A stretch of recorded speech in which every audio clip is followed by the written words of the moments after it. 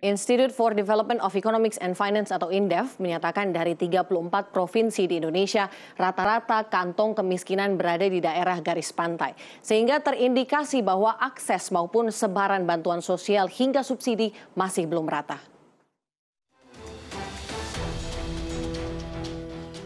Masih tingginya angka kemiskinan membuat pemerintah harus semakin waspada terhadap potensi bantuan sosial dan subsidi yang belum tepat sasaran.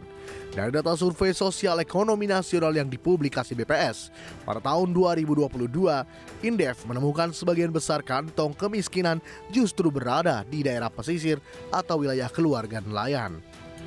Kepala Pusat Ekonomi Makro dan Keuangan INDEF M. Rizal Taufikur Rahman dalam sebuah diskusi menjelaskan bahwa dari 34 provinsi, rata-rata kantong kemiskinan berada di daerah garis pantai. Dari data Susenas BPS 2022 yang diolah INDEF, diketahui bahwa tingkat kemiskinan pada rumah tangga nelayan lebih buruk dari rumah tangga lainnya, sehingga terindikasi bahwa akses maupun sebaran bantuan sosial hingga subsidi masih belum merata. Tercatat dari sekitar 26 juta orang miskin, sekitar 4,2% orang miskin berada di rumah tangga nelayan.